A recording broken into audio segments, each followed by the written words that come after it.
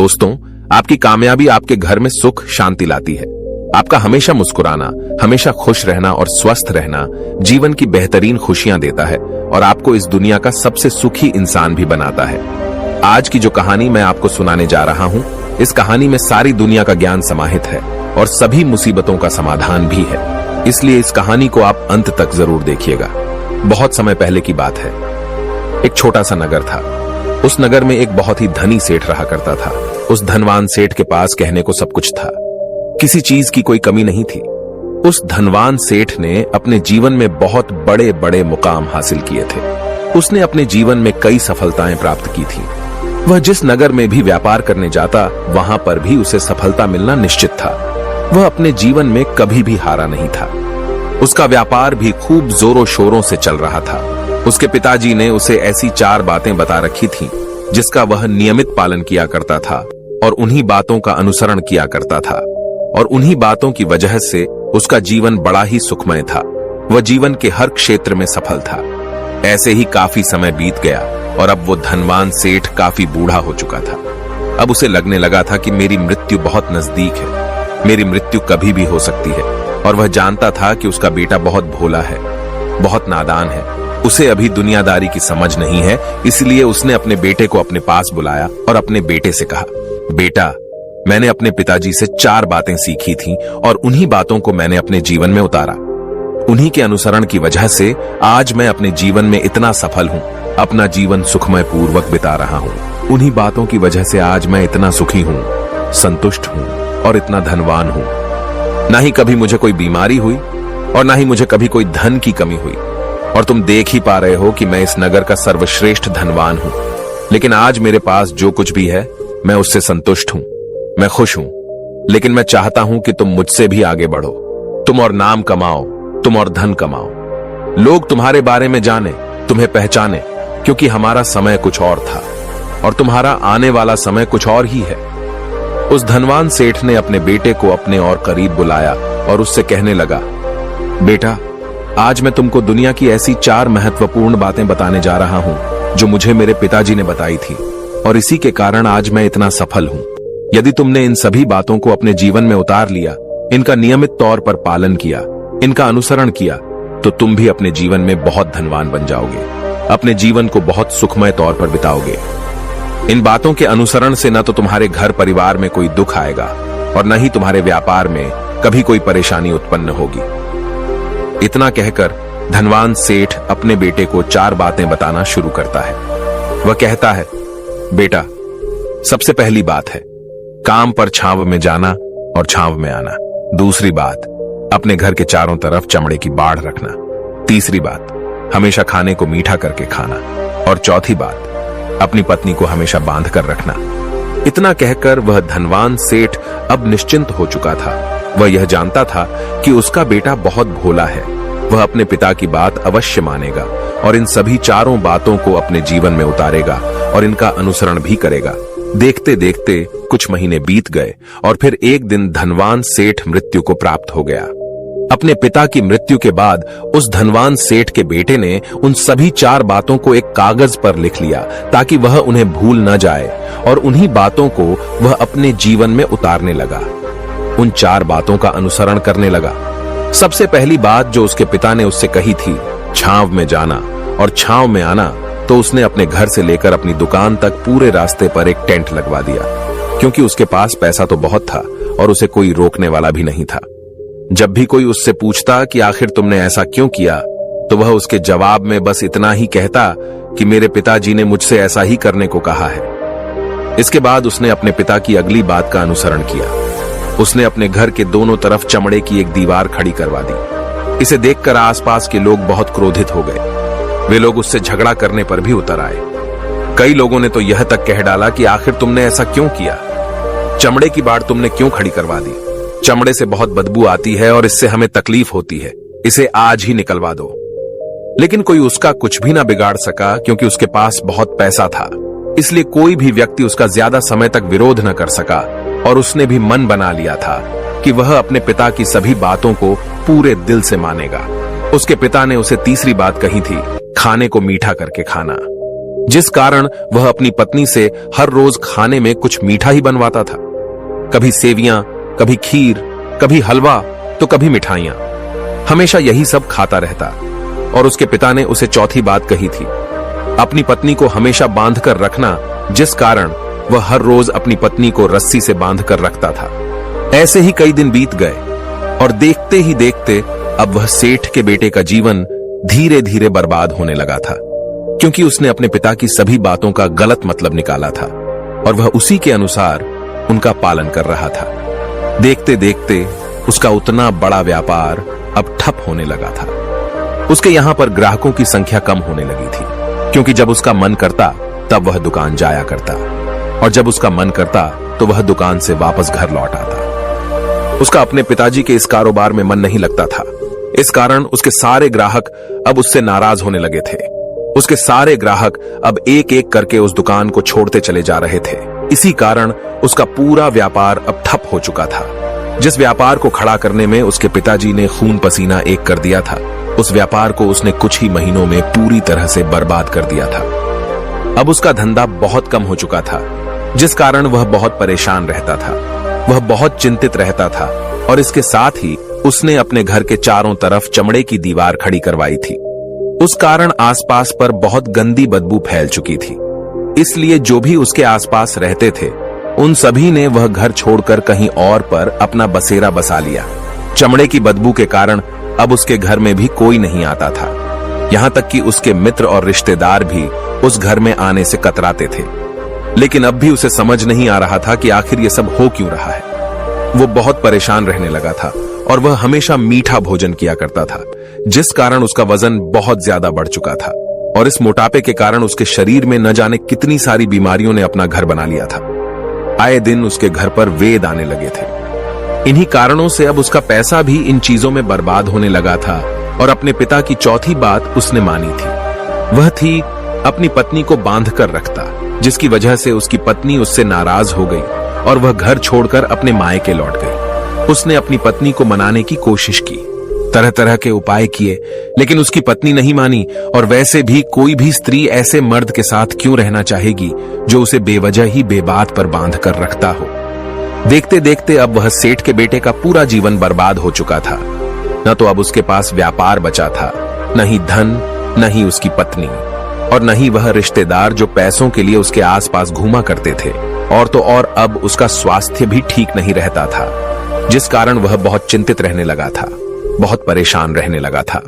उसे यह सब समझ ही नहीं आ रहा था क्या हो रहा है और क्यों हो रहा है।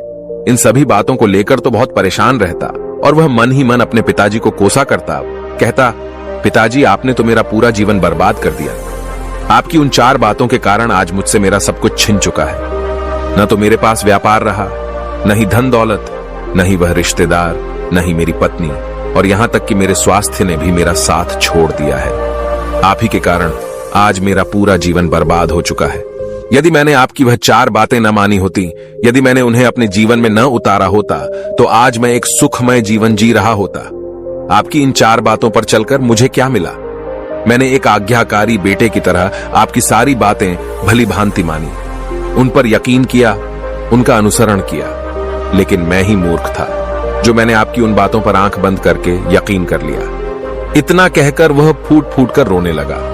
तभी उसे एक दिन पता चला कि उसके पास के नगर में एक साधु आए हुए हैं और वह साधु सभी की समस्याओं का हल बताते हैं। चाहे कैसी भी समस्या हो, वह उसका निवारण अवश्य करते हैं। यह सुनकर उसने सोचा कि चलो एक बार मिलकर देखता हूं, हो सकता है कि मेरी भी समस्या का समाधान मुझे मिल जाए। इस आशा के साथ वह उन साधु के पास पहुंचा। वहां पहुंचकर सीधा उनके चरणों में जा गिरा और जोर जोर से रोने लगा। वह कहने लगा, हे गुरुवर, अब आप ही मुझे बचा सकते हैं। मेरे पिताजी ने तो मेरा पूरा जीवन बर्बाद करके रख दिया। आज मेरी जो भी स्थिति है वह सब मेरे पिताजी के कारण ही है। मेरे पिताजी ने मुझे जैसा कहा मैंने वैसा ही किया। हमेशा एक अच्छे बेटे की तरह उनकी सारी बातें मानी, अपने सारे फर्ज निभाए और देखिए मेरे पिताजी ने मेरे साथ क्या किया।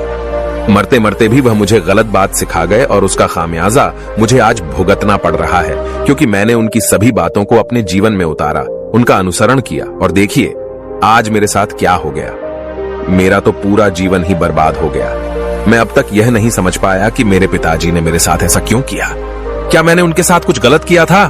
इतना कहकर वह उन साधु के सामने और भी जोर जोर से रोने लगा। तभी वह साधु महाराज उस सेठ के बेटे से कहते हैं, बेटा चुप हो जाओ, पहले मुझे अपनी सारी बात तो बताओ। आखिर तुम्हारे साथ क्या हुआ है? तुम इस तरह से क्यों रो रहे हो? तुम्हारी इस परेशानी का क्या कारण है?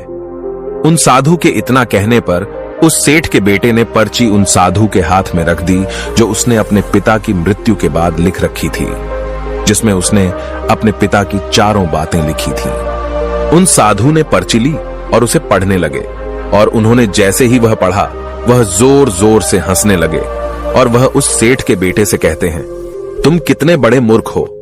तुम्हारे पिता ने तो तुम्हें दुनिया का सारा ज्ञान दे दिया, लेकिन तुम उसे समझ नहीं पाए। तुम उसका सही तरह से पालन नहीं कर पाए और कहते हो कि तुम्हारे पिता ने तुम्हें गलत राह दिखाई है, तुमने गलत संदेश दिया है। तुम्हारे पिताजी तो तुम्हारी परीक्षा ले रहे थे कि तुम उनकी बातों को समझ पाते हो या नहीं, तुम उनकी बातों का सही मतलब निकाल पाते हो या नहीं। यदि वह चाहते तो इसका मतलब तुम्हें अच्छी तरह से बता सकते थे, लेकिन वह चाहते थे कि तुम इन बातों का मतलब खुद से जानो, खुद से समझो कि इन बातों का क्या अर्थ है। लेकिन अब तो ऐसा प्रतीत होता है कि मानो तुम्हारी बुद्धि बिल्कुल भ्रष्ट हो चुकी है। तुमसे बड़ा मूर्ख मैंने आज तक नहीं देखा। जिसके पास दुनिया का इतना बड़ा ज्ञान हो, वह भला इतनी बड़ी मूर्खता कैसे कर सकता है? तुम्हारे पास कोई ज्ञान नहीं है, तुमने कोई भी ज्ञान अर्जित ही नहीं किया। अगर तुम इन बातों का सही मतलब समझ चुके होते तो तुम भी अपने जीवन में अपने पिता की तरह ही सफल होते, खुश होते, और तुम्हारा जीवन सुखमय तरह से बीत रहा होता। लेकिन तुम इतने बड़े मूर्ख हो कि तुमने अपने पिता की बातों का गलत मतलब निकाल लिया। उन बातों के मतलब के बारे में तुमने सोचा तक नहीं। उन्होंने जैसा कहा तुमने वैसा करना शुरू कर दिया। यदि तुम्हें उन बातों का अर्थ नहीं पता चल रहा था तो तुम किसी ज्ञानी से मिल सकते थे, तुम उससे उस बात का मतलब निकाल लेते। लेकिन जैसा तुमने अपने पिता की इन बातों को समझा है, इसका मतलब वैसा नहीं है। इस पर वह धनवान सेठ का बेटा कहता है, हे गुरुवर, आप क्या कहना चाहते हैं? क्या मैं अपने पिता की बातों को सही नहीं समझ रहा? और वैसे भी इसमें समझने लायक है क्या? उन्होंने तो सब कुछ साफ साफ ही बताया था और मैंने उन्हें अपने जीवन में उसी तरह से उतार लिया। तो फिर मैंने गलत क्या किया है? इस पर गुरुवर एक बार फिर मुस्कुराने लगे और उस सेठ के बेटे से कहते हैं, बेटा, ये जो बातें लिखी गई हैं, इन बातों के पीछे एक गहरा अर्थ है जिसे तुम समझ नहीं पाए। इसी कारणवश तुमने यह मूर्खता कर दी और इसी कारणवश तुमने अपना पूरा जीवन बर्बाद कर लिया। लेकिन अब भी कुछ नहीं बिगड़ा, अब भी तुम्हारे पास बहुत समय है। यदि तुम चाहो तो अब से मेहनत करके भी तुम अपने जीवन में एक बार फिर से वह खुशहाली व समृद्धि सब कुछ हासिल कर सकते हो। इस पर वह सेठ का बेटा कहता है, ठीक है, कृपया करके मुझे उन चारों बातों का मतलब समझाइए। आखिर उन चार बातों का क्या अर्थ है? इस पर साधु सेठ के बेटे को कहते हैं, तुम्हारे पिताजी ने तुमसे कहा था काम पर छांव में जाना और छांव में आना। इसका मतलब यह है सूर्य निकलने से पहले ही तुम दुकान पर पहुंच जाना और सूर्यास्त होने के बाद ही तुम वापस घर आना, जिससे तुम्हें दुकान पर अधिक से अधिक समय मिल पाएगा। तुम उस काम को अच्छी तरह समझ पाओगे, उस काम को अच्छी तरह से कर पाओगे, उस काम को बढ़ाने में तुम अपना दिमाग लगा पाओगे और तुम अपने काम में तरक्की कर पाओगे। लेकिन तुमने तो इसका गलत ही मतलब निकाल लिया। तुमने तो अपने घर से लेकर दुकान तक एक ऐसा टेंट लगवा दिया जिससे तुम छांव में आ सको और छांव में जा सको। अब तुम ही बताओ, क्या तुमने अपने पिताजी की इन बातों का सही मतलब समझा था? यह सुनकर वह सेठ का बेटा जोर जोर से रोने लगा और कहने लगा, हे गुरुवर, मेरी ही गलती थी। मैंने अपने पिता की इन बातों का गलत मतलब निकाला और इसी कारणवश आज मैं पूरी तरह से बर्बाद हो चुका हूं। मैं ही सबसे बड़ा मूर्ख था। मेरे पिताजी ने तो मुझे इतना महत्वपूर्ण ज्ञान दिया था, लेकिन मैं उस हीरे को पत्थर समझ बैठा। आगे वह सेठ का बेटा उन गुरुवर से कहता है कि गुरुवर, दूसरी बात क्या है, उसका अर्थ क्या है? आगे गुरुवर दूसरी बात का अर्थ समझाते हुए कहते हैं, चमड़े की बाड़ करवाना। इसका अर्थ यह है कि तुम अपने घर में कुत्ता या बिल्ली पालना। जब तुम अपने घर में कुत्ता बिल्ली पाल लोगे तो यह तुम्हारे घर की चारों ओर से रक्षा करेगा, जिससे तुम्हारी धन दौलत पूरी तरह से सुरक्षित रहेगी और तुम बेफिक्र होकर दुकान पर मन लगा सकोगे, बेफिक्र होकर दुकान के कामों को समझ सकोगे और तरक्की कर पाओगे। और तो और तुम्हारे मन में कभी यह भी डर नहीं होगा कि कहीं कोई चोर आकर मेरी संपत्ति न चुरा ले। चमड़े की बाड़ करवाने का असली मतलब यह है, लेकिन तुमने तो चमड़े की बाड़ करवाने का मतलब कुछ और ही निकाल दिया। तुमने तो अपने घर की 2 दीवारों को ही चमड़े से पूरी तरह से भरवा दिया, जिस कारण आसपास गंदी बदबू फैल गई। तुम्हारे आसपास के पड़ोसी भी अपना घर छोड़कर कहीं और चले गए। यहां तक कि तुम्हारे मित्र, तुम्हारे सगे संबंधी भी उस बदबू के कारण तुम्हारे घर पर आने से कतराने लगे। और अब हालत यह हो चुकी है कि ना तो तुम्हारे घर पर कोई आता है और न ही कोई जाता है। और इसी कारणवश लोग तुम्हें नापसंद करने लगे। और तुम्हारी बर्बादी का यह भी कारण है।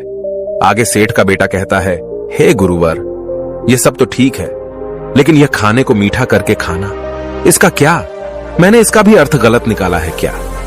मैंने तो अपने पिता की बातों के कहे अनुसार ही हर रोज मीठा खाया, और आज देखिए मेरा शरीर कितना वजनदार हो चुका है, जिस कारण मुझे अनेक प्रकार की बीमारियों ने घेर रखा है। क्या मैं इस बात को भी गलत समझ रहा था? इस पर वह साधु उस सेठ के बेटे से कहते हैं, हाँ, तुमने इस बात का भी गलत मतलब ही निकाला है।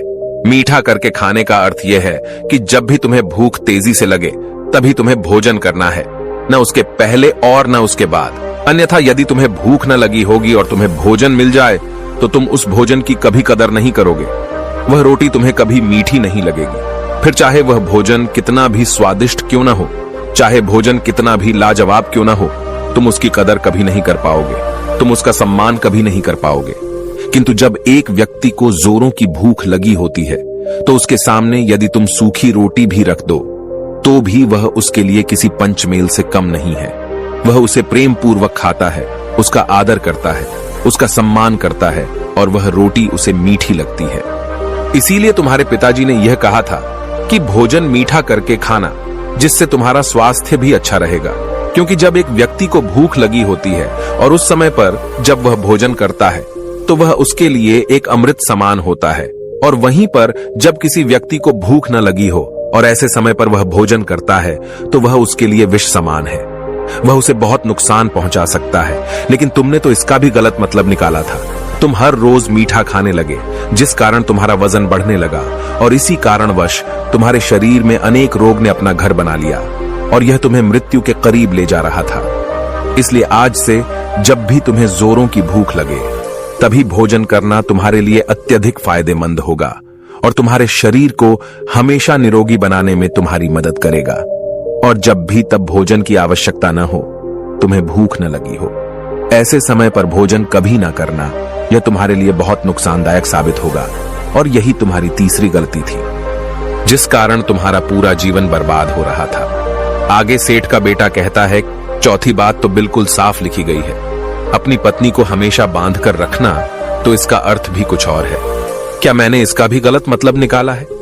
इस पर साधु कहते हैं, हाँ बेटा, अपनी पत्नी को बांध कर रखने का अर्थ यह नहीं है कि तुम रोज रस्सी से बांध कर रखो, बल्कि इसका अर्थ तो यह है कि जब भी तुम दोनों के बीच में कोई आपसी मतभेद हो जाए, कुछ नोक झोंक हो जाए, तो तुम अपनी पत्नी पर हाथ मत छोड़ना। जब तक एक स्त्री का पति उसके साथ रिश्ते में बंधा होता है तो वह अपने रिश्तों में बंध जाती है और वह अपने रिश्ते को पूर्ण तरीके से निभाने का हर मुमकिन प्रयास करती है।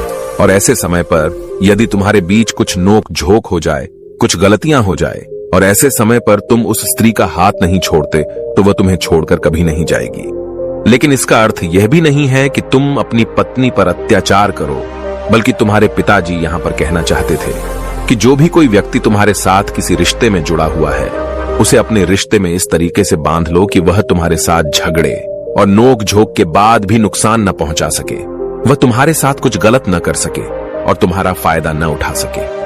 अपने रिश्तों को हमेशा बांध कर रखना, उन्हें खुला मत छोड़ना, अन्यथा वह तुम्हारे हाथ से फिसल जाएंगे। और हम में से अधिकांश लोग अपने जीवन में यही गलतियां करते हैं और अपने नए रिश्तों को कभी समय नहीं देते, जिस कारण उनका रिश्ता उतना मजबूत नहीं हो पाता और इसी कारणवश वह अपने रिश्ते से हाथ धो बैठते हैं। और यही गलती तुमने भी की। तुमने तो अपनी पत्नी को बांध कर रखा था, तो भला वह तुम्हें कैसे माफ कर सकती है? और यही कारण है कि वह तुम्हें छोड़कर चली गई। तुमने जो अपनी पत्नी के साथ किया वह माफी के लायक नहीं है, लेकिन तुम्हें अपनी पत्नी से माफी मांगनी चाहिए, क्योंकि तुमने गलत किया है। इसलिए जाओ और अपनी पत्नी से माफी मांगो, उसे वापस घर लाओ। और यही वह 4 बातें थीं जो तुम्हें तुम्हारे पिता ने समझाने का प्रयास किया था, लेकिन तुमने इन सभी बातों का गलत मतलब निकाला और इसी कारणवश तुम पूरी तरह से बर्बाद हो गए। किंतु अभी भी तुम्हारे पास बहुत समय है। यदि तुम इन सभी बातों का सही से अनुसरण करते हो तो तुम अपने जीवन में एक बार फिर से वह सब कुछ हासिल कर सकते हो जो तुमने खोया है। ये सारी बातें हमारे जीवन की पूरी परेशानियों का समाधान है। तुम किसी भी तरह से इनको देख सकते हो। यदि तुम कामयाब होना चाहते हो तो तुम्हें मेहनत करनी ही होगी। सूर्य निकलने से पहले तुम्हें अपने घर से निकलना होगा और हमेशा सूर्य के ढलने के बाद ही तुम्हें घर वापस लौटना होगा, ताकि धन दौलत को कोई तुमसे छीन न ले।